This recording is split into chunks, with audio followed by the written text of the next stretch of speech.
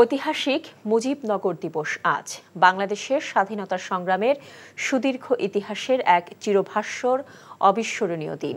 দিবসটি উপলক্ষে সকালে ধানমন্ডি ৩২ নম্বরে বঙ্গবন্ধুর প্রতিকৃতিতে ফুল দিয়ে শ্রদ্ধা নিবেদন করেন প্রধানমন্ত্রী শেখ হাসিনা। পাশাপাশি মেহেরপুরের ঐতিহাসিক মুজিবনগরে কেন্দ্রীয়ভাবে পালিত হচ্ছে দিবসটি। রিপোর্ট করছেন ফাহাদ মোহাম্মদ। ১৯৭১ সালের এই দিনে কুষ্টিয়া জেলার তদানীন্তন মেহেরপুরের বৈদ্যনাথতলার আম্রকাননে স্বাধীন সার্বভৌম গণপ্রজাতন্ত্রী বাংলাদেশে প্রথম অস্থায়ী সরকার গঠিত হয়। আনুষ্ঠানিকভাবে শপথ গ্রহণ করেন মন্ত্রিসভার সদস্যরা। দিবসটি উপলক্ষে ধানমন্ডির ৩২ নম্বরে বঙ্গবন্ধুর প্রতিকৃতিতে ফুল দিয়ে শ্রদ্ধা নিবেদন করেন প্রধানমন্ত্রী শেখ হাসিনা। এই সময় কিছুক্ষণ নীরবে দাঁড়িয়ে থাকেন তিনি।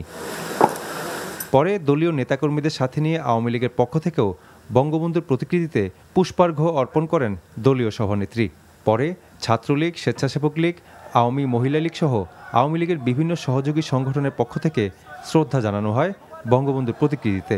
এ সময় আওয়ামী লীগ সাধারণ সম্পাদক ওবায়দুল কাদের বলেন, বিজয়কে সুসংহত করার পথে অন্তরায় বিএনপির মতো সাম্প্রদায়িক সন্ত্রাসী অপশক্তিকে প্রতিহত করতে হবে। আজকের এই দিনে বিএনপি সহ স্বাধীনতা বিরোধী সন্ত্রাসী শক্তি সকল অপশক্তিকে, যারা আমাদের বিজয়কে সংহত করার পথে প্রতিবন্ধক, এদের আমরা পরাজিত করব, পরাভূত করব, প্রতিহত করব এবং আমাদের লড়াইকে আমরা এগিয়ে নিয়ে যাব বিজয়ের স্বর্ণ তোরণ অভিমুখে। এদিকে মেহেরপুরের ঐতিহাসিক মুজিবনগরে কেন্দ্রীয়ভাবে পালন করা হয় দিবসটি। সূর্যোদয়ের পরেই মুজিবনগর স্মৃতিসৌধে জাতীয় পতাকা উত্তোলনের মধ্য দিয়ে সূচনা করা হয় মুজিবনগর দিবসের কর্মসূচি। পরে পতাকা উত্তোলন শেষে জাতির পিতা বঙ্গবন্ধু শেখ মুজিবুর রহমানের স্মরণে ১ মিনিট নীরবতা পালন ও বীর শহীদদের আত্মার মাগফিরাত কামনায় দোয়া ও মোনাজাত করা হয়।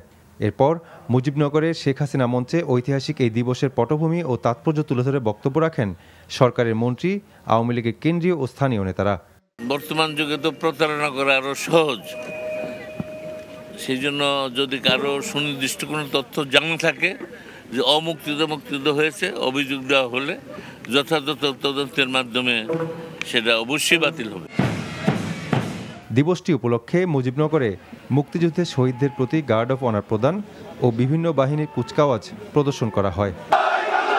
Fahad Mohammad, NTV news, Dhaka.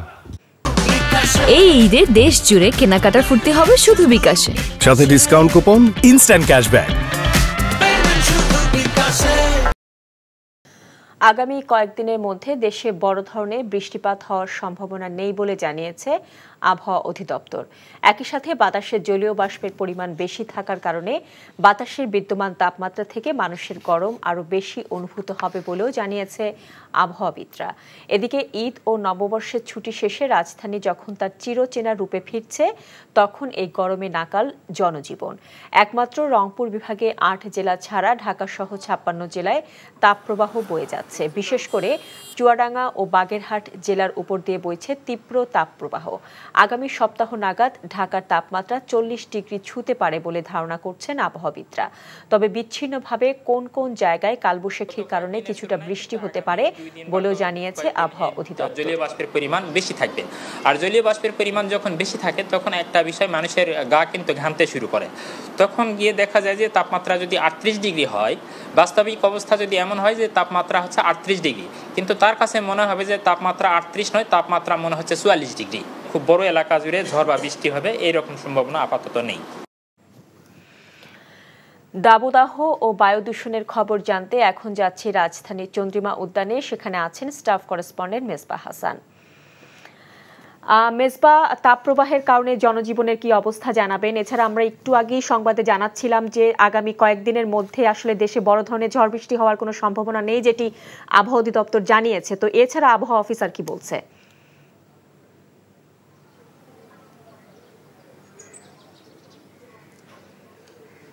শাওন, প্রথম প্রশ্নের উত্তর দিয়ে শুরু করতে চাই। যেহেতু লাস্ট বলছিলেন যে আবহাওয়া অফিস বলেছে যে ঝড় বৃষ্টি হওয়ার সম্ভাবনা, সেই সাথে একটু শঙ্কারও কারণ জানিয়েছে আগামী 20 তারিখের পর কিন্তু এই যে এখন যে তাপমাত্রা আছে এই তাপমাত্রা কিন্তু আরও বেড়ে যেতে পারে। আমরা গেল বছরের ঠিক এপ্রিলের এই সময়টাতে, গেল বছরের 16ই এপ্রিলে এই তাপমাত্রা ছিল 40 ডিগ্রি সেলসিয়াসেরও বেশি।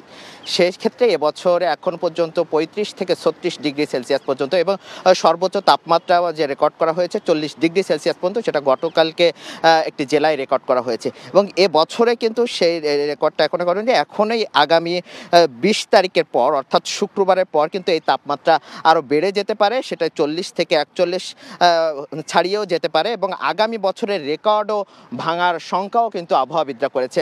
এক্ষেত্রে জনজীবনের প্রভাব যদি আমরা বলতে পারি, যেহেতু তাপমাত্রা বেড়ে চলেছে, যেহেতু জনজীবন স্বাভাবিকভাবেই বাধাগ্রস্ত হয়েছে। রাজধানীতে এতদিন ফাঁকা ঢাকা ছিল, যেহেতু ঈদ এবং নববর্ষের ছুটিতে রাজধানীবাসী ছিলেন এবং ঢাকাগামী হয়েছেন মানুষজন, এবং ঢাকা সে আগের চিরচেনা রূপে ফিরতে যাচ্ছে। সেক্ষেত্রে গরমের যে তীব্রতা সেটি কিন্তু সাধারণভাবেই নগরবাসীকে একটু বাধাগ্রস্ত করছে, এবং নগরবাসীর জনজীবনেও কিন্তু সবচেয়ে বেশি ক্ষতিগ্রস্ত হচ্ছে, এবং নিম্ন আয়ের যারা মানুষ আছেন, যারা রিক্সা চালক আছেন, তারা কিন্তু ক্ষতিগ্রস্ত হচ্ছেন।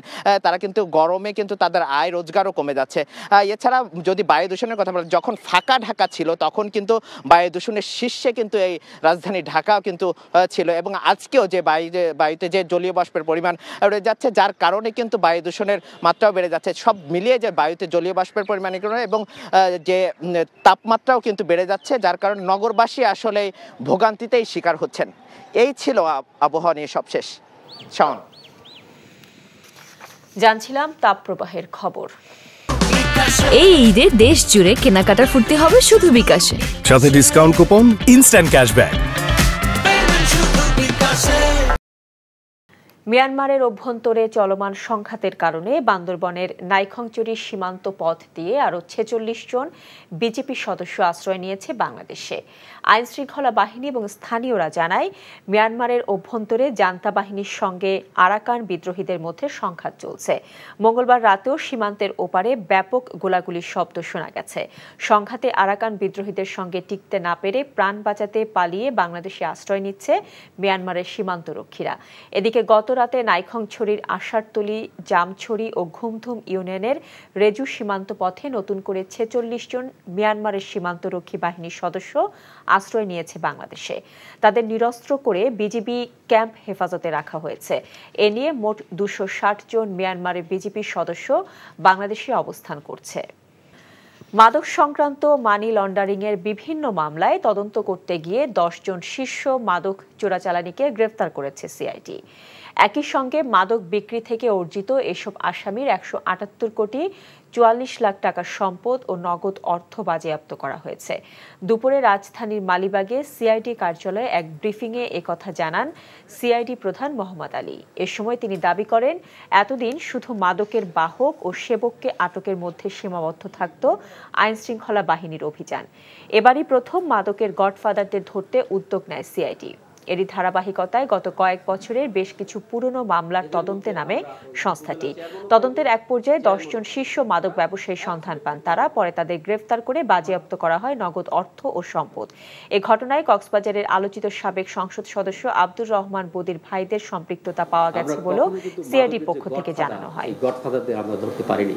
সিআইডি প্রথম উদ্যোগ নেয় যে মাদক শুধু ক্যারিয়ার আর ইউজার আর খুচরা বিক্রেতা আমরা ধরবো না, আমরা আইনের আওতায় আনবো মাদকের যারা গডফাদার আছে।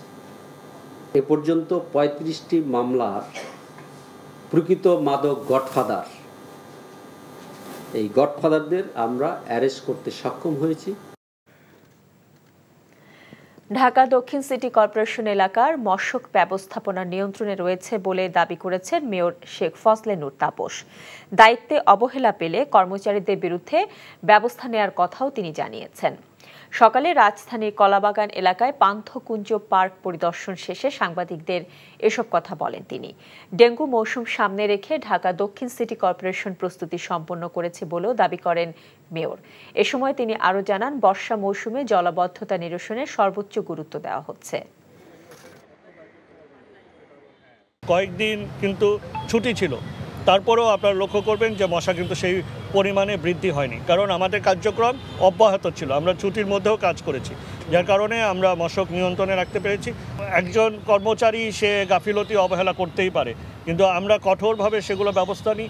যদি আমরা গাফিলতি অবহেলা আমাদের নজরে আসে, তার সাথে সাথে আমরা দ্রুত এবং কঠোর ব্যবস্থা কিন্তু নিয়ে থাকি। জামালপুরের সরিষাবাড়ি থেকে ছেড়ে আসা যমুনা এক্সপ্রেস ট্রেনের একটি বগি লাইনচ্যুত হয়ে কয়েক ঘন্টা বন্ধ থাকে রেল চলাচল। সকাল ৮টার পর রাজধানীর তেজগাঁও রেল স্টেশনে এ দুর্ঘটনা ঘটে, তবে এতে কোনো হতাহতের ঘটনা ঘটেনি বলে জানায় রেল সংশ্লিষ্টরা। এর ফলে প্রায় ৩ ঘন্টা ঢাকামুখী রেল চলাচল বন্ধের পর পরিস্থিতি স্বাভাবিক হয়।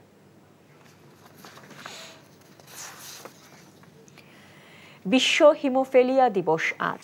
রক্তক্ষরণজনিত এ রোগের চিকিৎসার সুবিধা এবং সচেতনতা বাড়াতে রাজধানীর গ্রিন রোডে র্যালি এবং পথসভার আয়োজন করা হয়। হিমোফিলিয়া সোসাইটি অফ বাংলাদেশ দিবসটি পালনে দেশব্যাপী নানা কর্মসূচি পালন করে। র্যালিতে সোসাইটির সদস্যরা দেশে এ রোগের চিকিৎসার সুবিধা বাড়ানোর দাবি জানান। এবছর দিবসটির প্রতিপাদ্য সবার জন্য সমান অধিকার ভিত্তিক চিকিৎসা ব্যবস্থা। ওই কাল দুপুরে বসে যে ফাইলটা দিছিল ওটা রেডি হইছে? আসিফ ভাই, আসিফ ভাই, কে কি হইছে? কে দেখা করতে আসছে এসেও ঘুমাচ্ছো? রাধুনী নিবেদিত নাটক ঘুম পাগল। শান্তি নাই, পার্কেও শান্তি নাই। ওটা কি বলো তো? কি আর করব, সারা রাত জেগে চুরি করে এলাকায়। টেবিলে খাবার দিমু কই থেকে? রান্নাই তো করি নাই। চা করমু কেমনে? চা পাতা তো শেষ হয়ে গেছে।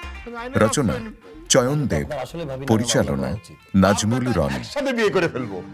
আপনি এই বয়সে বিয়ে করতে পারবেন না বলছি, মানে পারবেন না। আসিফ, তুমি আমার সাথে দেখবেন সপ্তম দিন বাংলাদেশ সময় রাত ৯টা ১৫ এবং নিউ ইয়র্ক স্থানীয় সময় সকাল ১১টা ১৫ মিনিটে এনটিভিতে।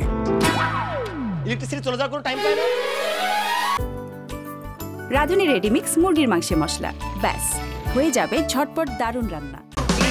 এই ঈদে দেশ জুড়ে কেনাকাটার ফুর্তি হবে শুধু বিকাশে, সাথে ডিসকাউন্ট কুপন, ইনস্ট্যান্ট ক্যাশব্যাক।